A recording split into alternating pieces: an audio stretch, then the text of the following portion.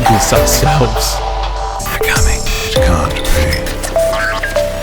Where is everyone? Hey, survivors. MakeShift here. And I'm all alone. It's just you and me. The two of us together. We're going to have a little discussion. I got a lot to catch up on. Let's see. There's been a lot going on. I've been really busy in the real world. So this is just me trying to catch up on some things and catch you guys up on some things that's going on in my life. The post-apocalypse is, as always, well on its way. We're getting close, guys. We're getting close. Oh boy, what a year we're having. Okay, so let's start out with the Patch of the Month Club, because obviously this is really exciting for me. I've been having a lot of fun with the Patch of the Month Club.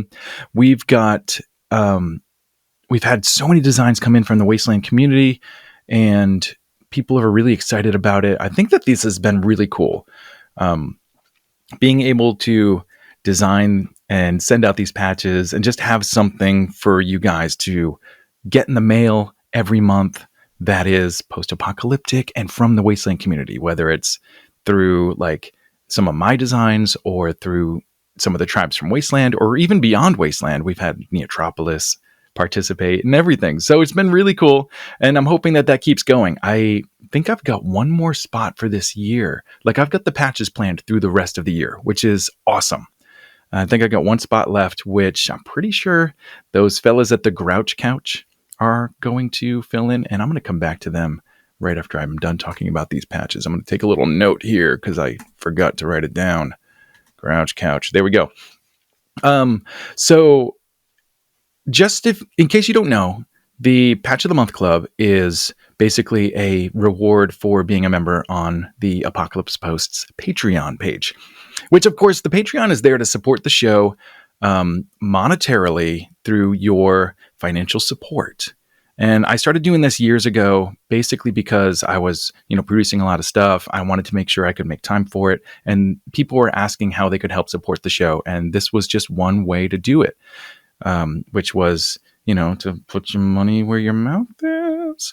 And I'm not going to force anyone to do it. Everything I ever put out is, minus just a few exclusive things, is going up for free. It's all up there. You can watch it. You can watch as many times as you want. It's up there for free on YouTube and, of course, in all these podcast places. And that's never going to change. I'm never going to do like a subscription service or anything. But if you want to help support the show and just help make all this content possible, you can sign up on Patreon at any support level. It goes anywhere from $1 to sky's the limit. And to be quite honest, I've got people that are...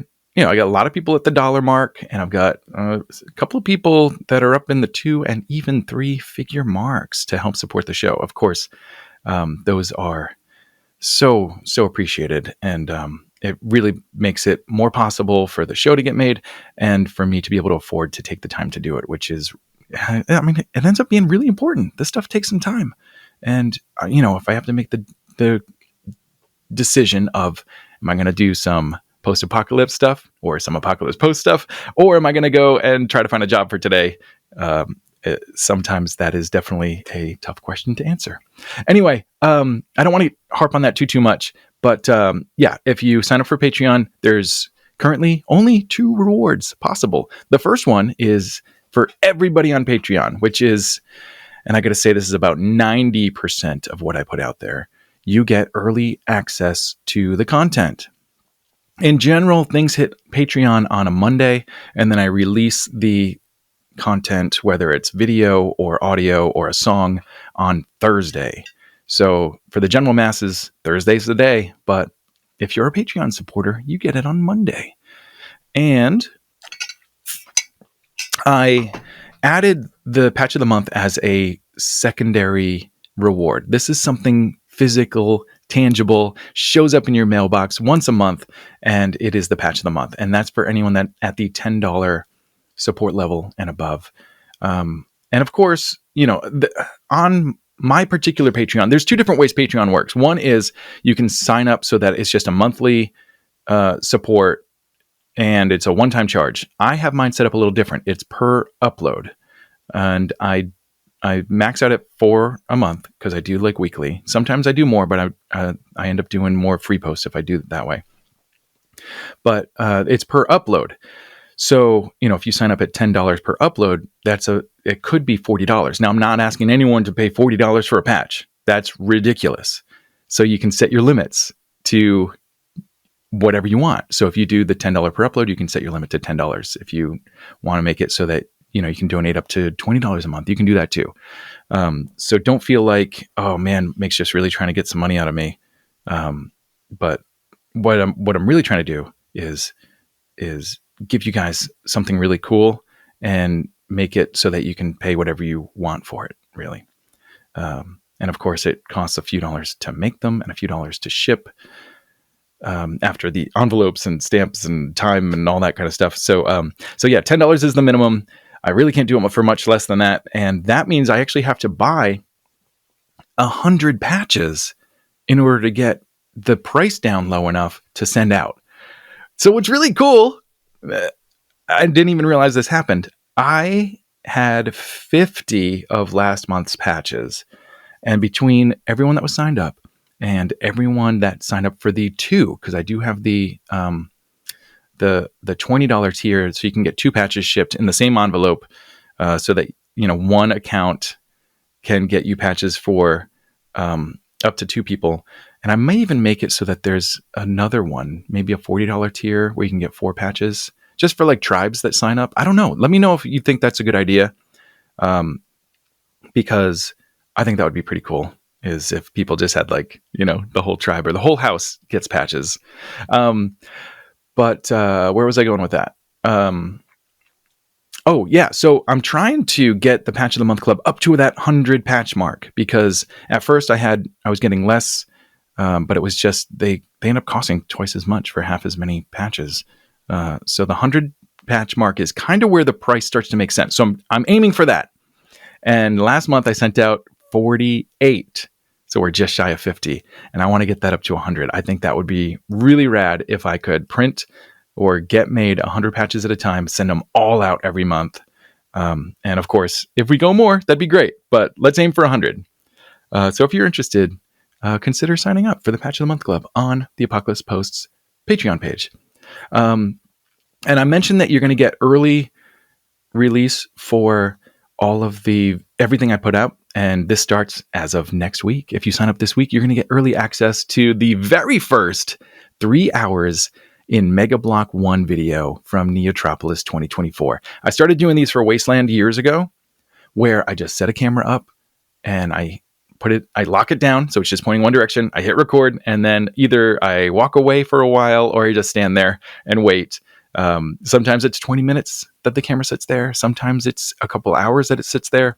And people really like these videos because at the festival, let me see, there's a lot going on here. Okay, so by just letting it roll and not editing a whole bunch, I'll go in there and I'll get rid of, if someone moons the camera, I got to get rid of that.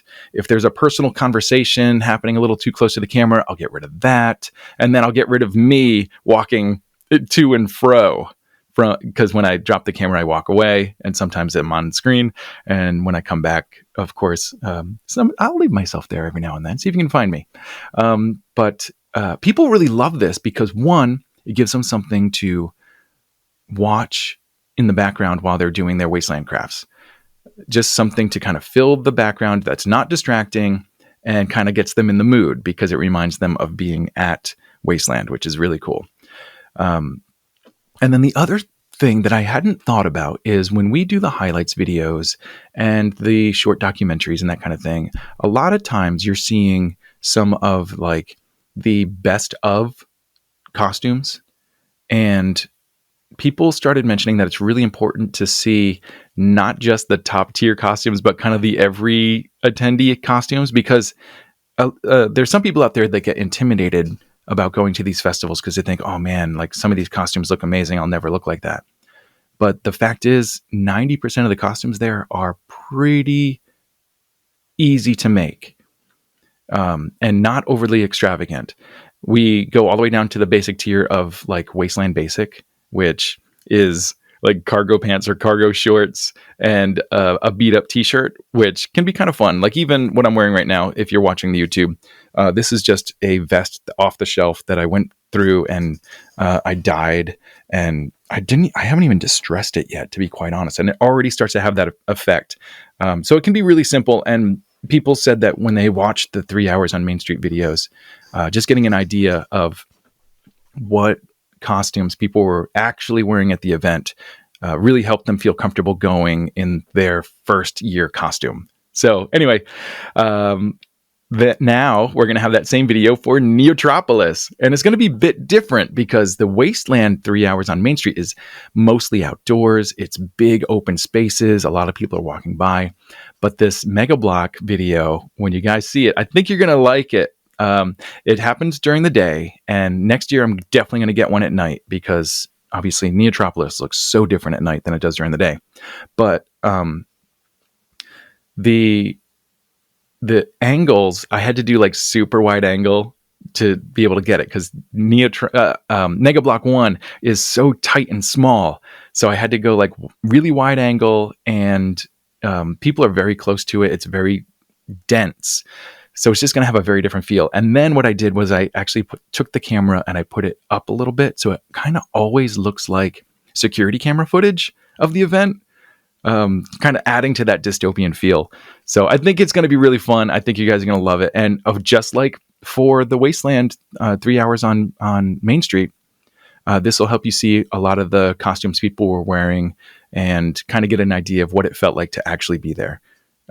If you didn't go. And if you did go, it'll help set the mood and remind you what it was like. So that's coming next week. So if you want to get it early, sign up for the Patreon. All right, that's it. What I was going to get to is last month the patch was this, the Strength Merit Badge. This came from the Cosmetic Mechanics Etsy shop. If you happen to miss this one, oops, I dropped it. If you happen to miss it, you might be able to track down another one in the Cosmetic Mechanics Etsy shop. I'll put that link below. But most often, these are exclusive designs. Like for instance, next month, the one that you'd be signing up for right now is the Bloodback patch. This is a like motorcycle gang inspired patch that shows off the Bloodbacks. If you don't know who the Bloodbacks are, well, you haven't been paying attention to this show because not last year, the year before, in 2022, I did the Legends of Wasteland City, and the story that I wrote for Legends, because it's an anthology and there's different stories. We actually had 3 different stories on the season. One came from the Schofield's Drifters. The other one came from, I'm just blanking, but I'm coming back, Rabbit Asylum. It was their origin story. And I've got more coming eventually. Frustrated. I'm actually frustrated in how long this is taking me to get the next season out, but it's coming. Anyway, season 1 featured a story called The Ones Who Came Before, and the main bad guy tribe in that was the Bloodbacks. And so I made a patch. They are very much a post-apocalyptic biker gang. So we've got kind of like the skull with the skull, like metal skull cap armor, crisscrossed with some weaponry, and of course the tag Bloodbacks right down there. And a lot of mine are kind of like circle. Like this one came out 2 months ago. It's the radio. Why can't I remember this? Radio reactivity patch, and it's like a radioactive symbol. You know, the circle that's cut in 6 with the black and the white, or black and yellow. And then this one in particular has a bunch of new growth vines taking it over, kind of symbolizing that nature will live on even beyond the destruction that humans are capable of. I just lost a light, but it's okay. That went really fast. Wow.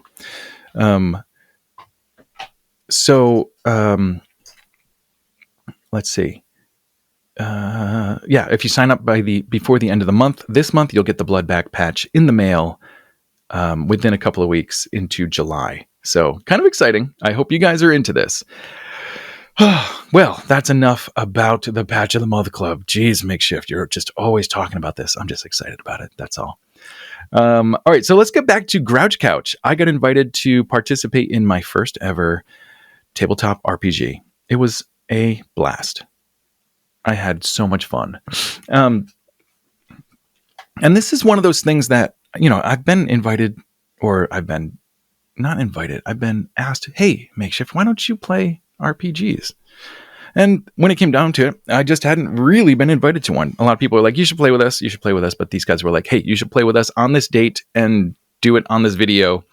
And it was a ton of fun. I had a blast. I had no idea what I was doing. I didn't really know the rules or how things worked. I kind of figured out the dice roll thing. But I didn't even write down my inventory. I just kind of failed. But it was such a blast. Cause I come from, I am not a great improviser, but my buddy growing up was huge into improv, and I went to a lot of shows. I took several of the classes and the workshops, and then I would do the tech side of improv shows. So I would do the music cues and do the lighting cues and that kind of thing. And so I've always been involved, but not really an improviser. But I know a few of the rules, and I've got a couple of the skills because I did do a bunch of acting and that kind of stuff. Anyway, I got to take all of those skills that I have and use them, and it was a blast. Just coming up with random things to say and do, and playing with the guys. It was just a blast. So if you have not, look up Grouch Couch. They mostly do it on what's the streaming site? The gamer screening site, game live stream. I'm actually looking this up right now. Twitch.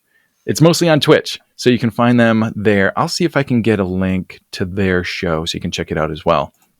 They've been doing this for years, and they've been working on the story that I participated in for a long time.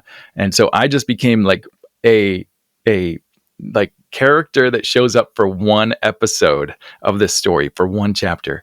And it was honestly a blast. So, check that out. Watch me embarrass myself. But I had a ton of fun. So I hope you enjoy.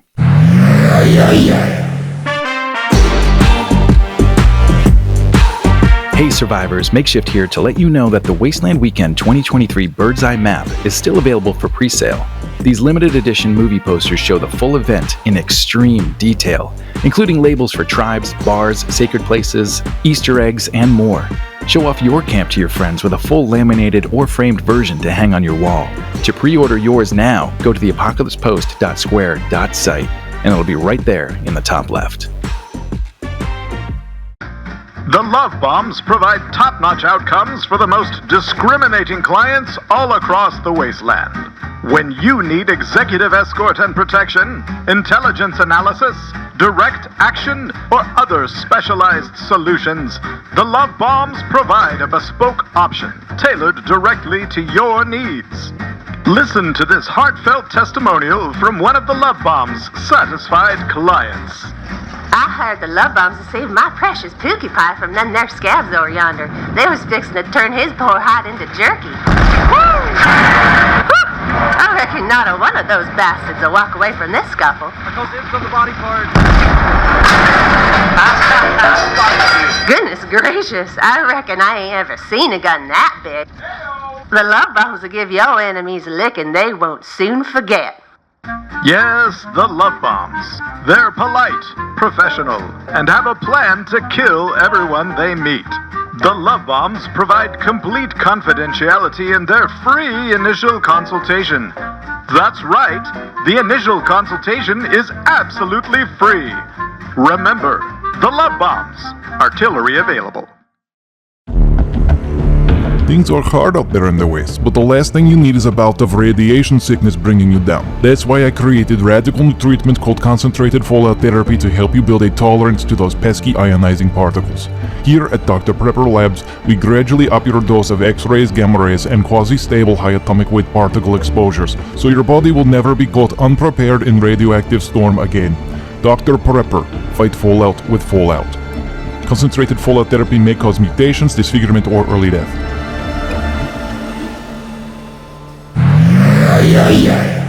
All right, so now I didn't get to talk about this on the last episode because it hadn't quite come out yet, but I did get to see Furiosa. Holy crap. I loved it. It was so much fun. I got together with the Farlanders, and my buddy Chris was in town. And so a bunch of us went and saw Furiosa in the theater opening night. And we got to see it a day early compared to a lot of the country. And I don't know why. I think it was open on Thursday, and we went to see it Wednesday night. I guess that happens sometimes, but it was just really cool. It was a little bit different stylistically than Fury Road, because Fury Road takes place in 2 days, but Furiosa takes place over, 15 years or more? I think it's actually more, like 20 years. And so there were like chapters that were titled as we, get to meet Furiosa and go through her backstory. And for those of you that don't know, Furiosa's backstory was written simply as a tool to help understand Furiosa as she's played in Fury Road. And it's a very elaborate backstory. George Miller has been working on Fury Road for decades. It got stuck in pre-production hell for a long time. He originally wanted to work with Mel Gibson again, but just decades happened, and it's really tough to get the budget for these movies, it seems, and to get a script that's approved. But he finally got it approved, and by then he had written the backstory to so many characters. He knows exactly what happens to Max between Thunderdome and Fury Road. Well, maybe not exactly. It's all... The thing is, Mad Max is these just stories that are told by the history men. That's kind of the lore behind Mad Max. The world is there is no like written history other than what's tattooed on the history men that shows up in Furiosa and Fury Road. So these are just stories about some abstract hero out in the wastes that's doing good and fighting back against oppressive bad guys. And it's pretty neat. So it also allows George Miller to not retcon things, but to rewrite things and try things again and experiment and not have to necessarily hit exact marks when it comes to writing these stories out. I think that's pretty fun. And it's also kind of what I'm doing with Legends of Wasteland City, just kind of taking a note from George Miller on that and allowing these stories to not be like canonical history, but instead be legends, be stories that are told and retold and change over time and adapt. Because one of the things with Legends of Wasteland City is based on Wasteland Weekend and the tribes that are there creating their own lore. And so you can't have 100 different tribes making lore that all have to fit into the same history. Like that would be impossible. It would be impossible for them to all get along because first off, all the tribes come from different times. Some people believe that it's still the 80s because they're like more Mad Max tribes. And some of them say, hey, it's automatically 100 years in the future. Like we live, like if it's 2024, our tribe is existing in 2124. And so just right away, everyone's lore is going to be a little bit different. And of course, the tribes are coming from different areas of the United States. Some of them are going to have survived the nuclear war apocalypse. Some of them are going to have survived different environmental, because maybe the bombs didn't hit them, but maybe their area dried up or there was flooding or anything. So anyway, all the lore is going to be a little bit different. And I think that, George Miller has afforded himself a little bit of gray area when it comes to the lore behind like the Mad Max saga, which was also really interesting. All right. So this is something that Bridger of the Farlanders pointed out. In Fury Road, when they have met the Vuvolini and they're trying to cross the salt, that is supposed to be an ocean. But then Furiosa shows that this whole thing is taking place in the dead center of Australia. And when you zoom in on the map, you can see there's still ocean around Australia. So it's not like the oceans are all dried up.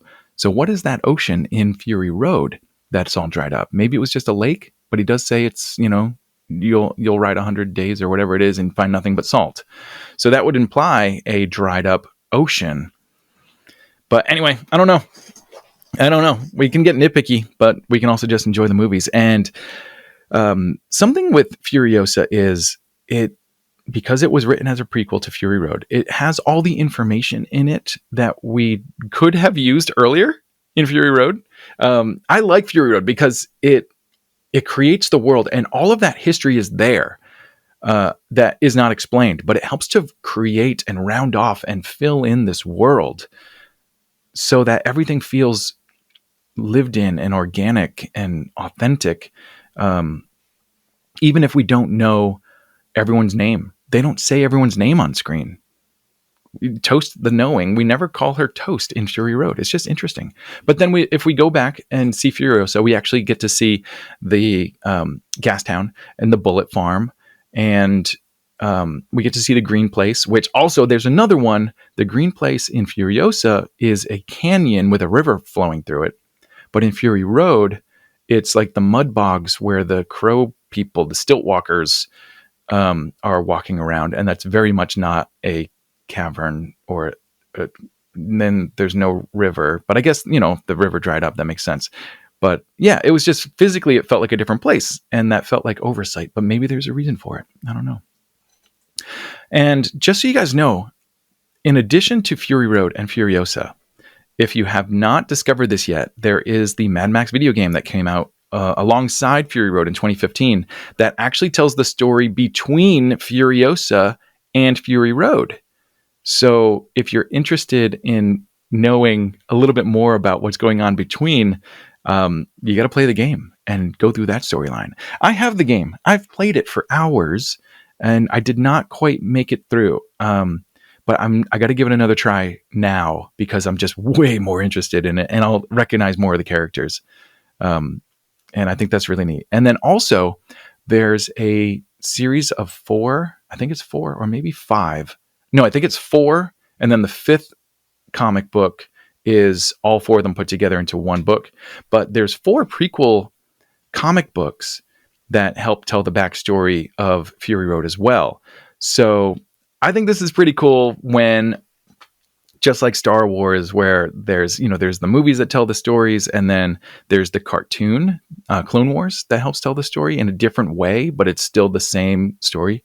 I think it's really cool when they do that because it lets you dive into it different ways, and we don't have to wait for another movie. There's all these other stories out there that other creators can help make for us as well. So I think that's pretty fun. Anyway, I loved Furiosa a lot. I know that in the box office, it hasn't done great. I think that has to do a lot with just, like larger world economic things. Because just the movies in general have not been doing wonderfully. And we're still in a time when all these streaming services are putting out great content all the time. And it's included in what we're already paying per month. But then again, if you think about it, they're all getting more expensive. And if you only watch one thing a month on them, like one big thing a month, then the movies might still be cheaper. Anyway, I don't know. But I think it's worth seeing. I definitely think it's worth seeing in the theaters. And it'll also be worth seeing when it comes out on whatever streaming service it ends up on. Because I think it's very rewatchable. I can't wait to see it again. We actually intended to see it a second time, but timing didn't work out, and we ended up. This is again. I was hanging out with the Parlanders, and we were going to go watch it again, but ended up just going back home to their place and watching Fury Road again, which was also great. So I can't wait to see it again, just because there was so much going on, and I was paying attention. You can't pay attention to everything, and it took me probably 3 or 4 or 5 or 6 viewings of Fury Road to finally fully get it, because just like I said, they don't spoon feed you information in Fury Road, so you have to watch it and then look up a few things and then watch it again and then watch it and pay more attention, and then you got to watch it in a way that you can freeze frame like Max's tattoo that they give him, well, the scar tattoo that they give him that, tells his blood type and that he's healthy and all that kind of stuff. It's not on there long enough to read it all. Plus it's upside down. So you have to kind of like find a screenshot of it, flip it upside down so you can read it. And it gives you just so much information about like what the war boys are into and why he gets used as a blood bag, basically a blood donor, a living blood donor for the Half-Life war boy Nux. So yeah, there's a lot of stuff to discover. And yeah, I think it's going to be the same thing with Furiosa. There's just going to be so much to discover as I watch it over and over and over again. Because again, like these stories are so well thought out, and because George Miller is the writer and the director, he gets all this stuff and he makes sure that the important stuff goes in there. Sometimes when you have movies and there's a different writer from the director might change things. I was literally just watching a video essay on the Truman Show this morning, and another dystopian film, maybe not quite post-apocalyptic, but let's talk about the Truman Show. First off, this was a movie that came out that was basically, a reality show worst case scenario as far as being dystopian and like dishonest and treating a human as a living slave entertainer. But it came out before the big boom of reality shows. Reality shows were brand new when the Truman Show came out, and they kind of nailed that we were going to want this kind of entertainment, and reality shows have become huge. Plus they're also low budget. When a couple of Hollywood strikes happened, they went to that because if you don't have writers, you can still do reality, even if, and this is a clue to all you guys, there is nothing real about reality shows. They're not documentaries. I've worked on a couple, and the producers are always right there telling them what to say, egging them on, getting them drunk so that they get a little crazy. That's just part of reality shows, is they are heavily produced, and you can hear it if you listen. Like they just say things weird, or they react to things weird. So anyway, that's a little insight for you. But the Truman Show was interesting. So it was originally written to be darker, way more dystopian, somewhat more violent. And it wasn't until Jim Carrey, like later on in the process, Jim Carrey got involved. He was a comedic actor at the time. He wanted to do more serious roles. But if you've got Jim Carrey, you can't, especially back then when he's just coming off of like Liar Liar and those kind of projects. If you got Jim Carrey, you've got gold if you make things a little bit funny. And so the director decided to take this very serious, very dystopian, very dark script and make it a little bit lighter. And I think that was a good move. It made the Truman Show absolutely perfect, just really well crafted. And the video I was watching was actually about the Easter eggs, and there's a ton of them. So I don't know. I might have to go back and give the Truman Show another watch. Plus I discovered that Truman, how did I miss this? Truman, true man. He's the only true man on the show. Come on. How did I miss this the whole time? Anyway. So yeah, if you've got a different director from your writer, you might have a big difference in the lore, in the backstory, in the characters and their intentions, and what the feel is going to be. But since George Miller wrote it and directed it, it's 100% his vision, the way he wanted it, which is great. I love a good collaboration. I think that, when you have multiple people working on a project, you can end up with something even better. But in this case, I think George it just absolutely crushes it. And I really hope we get Mad Max The Wasteland. This is the other kind of not spin-off, but another either prequel or sequel to Fury Road. I think it's supposed to be a prequel saying what Max was doing before Fury Road, which might be just more of the video game lore. I'm not sure, but I cannot get enough of this stuff. So I'm just hoping that the studios see that even though it didn't do so great in the theaters, that it is making its money back. And by the time it goes to rentals and streamings and all that kind of stuff, I think it's going to do just fine. That's my hope. Because, when it comes to these large movies with big budgets, it's hard for them to make money back. And Fury Road did great. It won so many awards, and I think it kind of took the world by storm in a lot of ways that Furiosa might not quite hit that mark of, but it's still just really, really great storytelling. All right, that's enough about that. I have been just word salading on Fury Road. So the last thing I want to talk about today is I've made a little bit of a change with my work regarding Wasteland Weekend specifically. So I have been leading the Wasteland Weekend video team since 2011. I started in spring of 2011 as the build was starting. This is when Adam Chilson had first signed on as a partner. And they were building the first iteration of the Wasteland City gates, because in 2010 it was just like a camping festival. There wasn't a theme zone and a camping zone. There was only one tribe, which was the Juggers, and they wanted to expand on the ideas that worked in 2010. So I showed up for build day, and they were building the gates so they could do a full theme zone, which is I'm so glad they did it so early, because that year really helped to finalize what Wasteland was going to be as an event.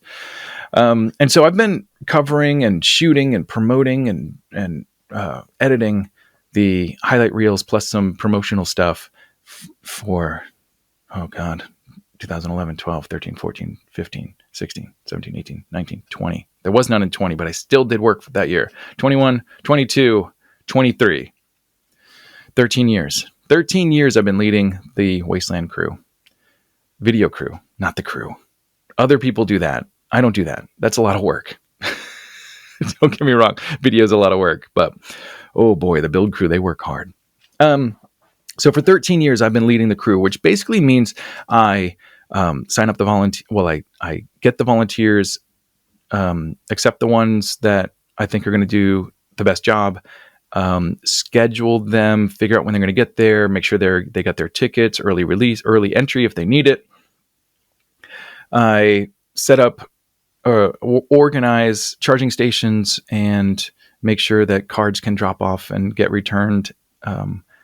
Make sure every event is getting covered, and then run around like crazy shooting myself. And then afterwards, take all that footage, go through it, and edit the highlights reel, which takes, about a week of full time, maybe even up to 2 weeks sometimes.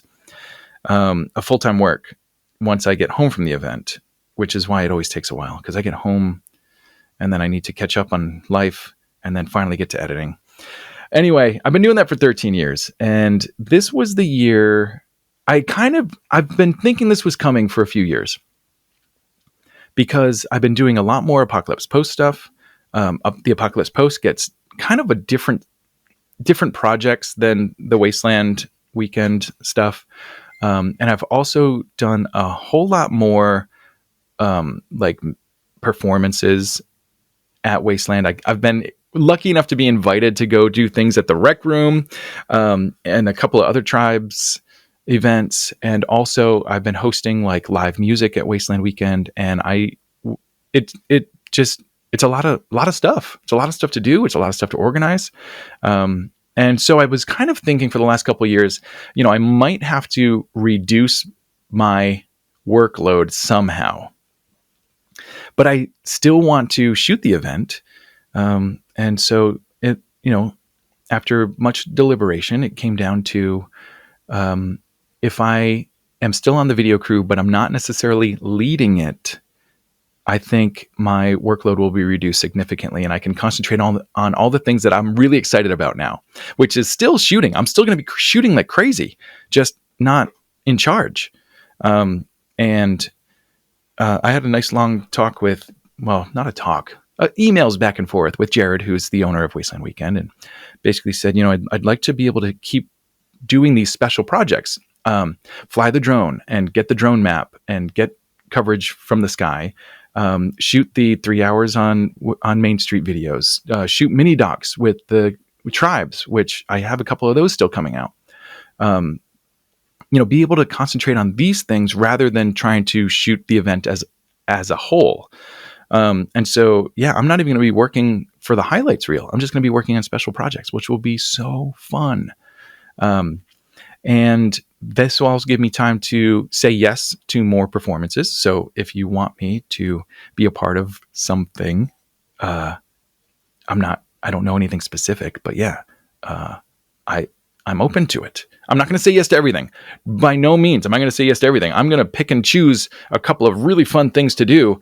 But man, I am definitely looking forward to having some downtime. And then, lastly, we are going to repeat the acoustic music cafe at the Dauntless Express, Forlorn Hope. Forlorn Hope. What am I trying to say? Forlorn Hope. This isn't a salon, it's a saloon. The Forlorn Hope Saloon. And if you caught that reference, this isn't a salon, it's a saloon. Then you watched a very particular cartoon in the 80s, and I don't know why that stuck with me. I don't remember which cartoon it was, but I think it was like I think Goofy was involved. Maybe, I don't know. I'll have to look that one up. Anyway, for someone out there, for maybe one of you that's listening, you heard it's not a salon, it's a saloon, and you went, "What the? Oh my God! I can't believe I just heard that." So at the Forlorn Hope Saloon, last year we did it 2 days, I think. This year might only be 1 day, but we're going to do once again a music afternoon, acoustic music, some traditional stuff, very post-apocalyptic. I think we might have some like old traditional like maritime, like pirate songs and seafaring songs that we'll have to see how much we can get away with as far as getting that in theme. But I think, just playing traditional songs kind of works anyway. But let me tell you a little bit about that actually, because this is doing acoustic music at Wasteland Weekend is something I've wanted to do for a long time. And we hosted it as the Dukes of the Nuke open mic show, the USO show, a couple times where it was not just live music, but also like comedy and dance numbers and that kind of thing. And trying to keep it very low tech. That was the idea. And then if you used music for like a dance routine, that was fine. It just had to be in theme. But if you were going to play music, I wanted it to be originals. It could be covers too, but it had to be post-apocalyptic. And so that's what we're trying to do with the Forlorn Hope shows, is play some music that kind of fits.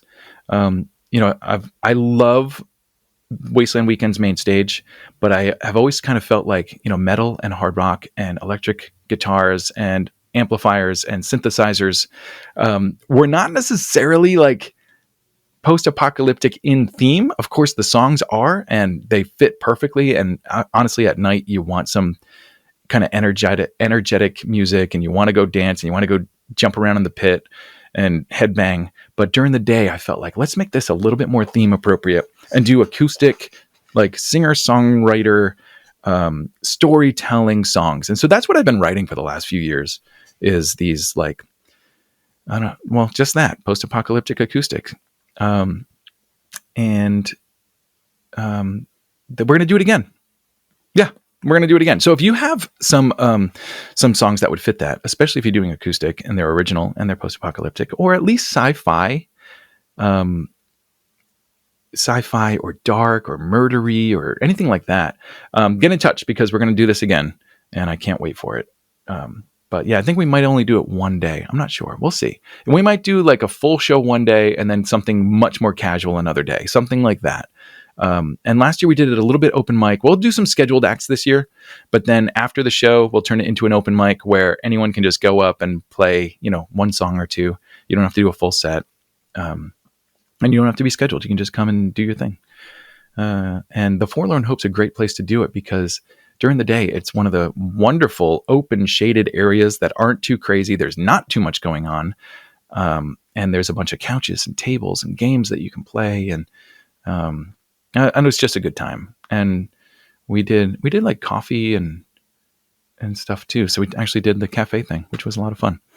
So yeah, we'll be doing something like that again. And I cannot wait. It'll be a blast. It'll be a blast. All right. So what else should we talk about? I was talking about my retirement. It's not really retirement at all. I'm just not going to lead the team. I'll still be there. And it'll just make things a lot easier. What else? So what else am I going to do? Yeah, it was kind of funny because, I obviously felt like I had to post about, hey, I'm not going to be on the video. I'm not going to be leading the video crew anymore. But all I'm literally doing is not in charge. I'll still be doing all the same stuff pretty much. But Preston Yarger is going to be taking over. He's been doing the Neotropolis videos, and he's obviously just absolutely stellar. He's really great. He's a great editor. I had a talk with him about making sure some of the crew gets to continue working with him. And I think he was very excited about that.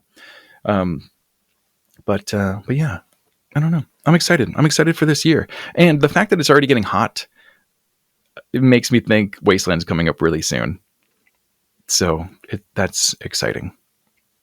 Anytime the summer comes, it's like, okay, now it's time to start getting those projects done, start thinking about some costumes, start planning the shows and that kind of thing. So yeah, summer's here and we're getting close and, it's very exciting. I'll be spending most of the summer in Albuquerque again. I think, heading that way in a couple of weeks.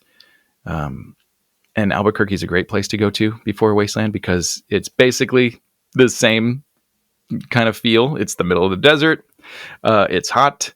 And yeah, it's really fun. I like going there. I feel super creative when I'm there. So, I guess that's about it, guys. I don't really have much else to talk about. I don't do these solo shows very often, but here we are, 45 minutes in, and I've just been talking to you, and no one's been talking to me. My mouth gets very tired doing this. Speaking of which, a couple of weeks ago, I was working on the Wasteland Weekend 2023 bird's eye map where I, shoot the drone pictures, stitch them all together, and then label everything. And I was working on it live on YouTube. And several of you tuned in to watch and comment and ask questions. And it was a ton of fun. I loved it. So I'm going to do that again, probably this week.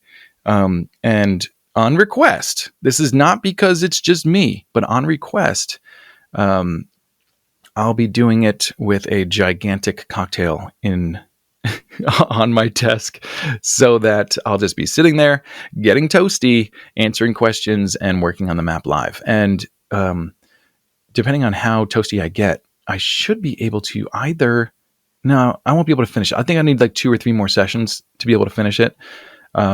Especially when it's live because it's very distracting, but it's so fun. But yeah, I think I did 2 hours and my voice was shot.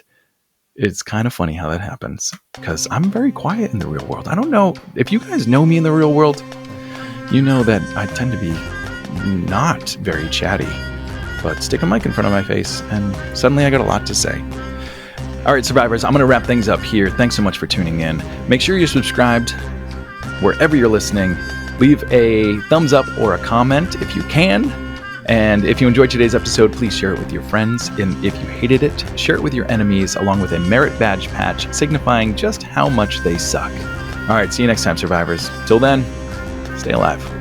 And days and days and days and days and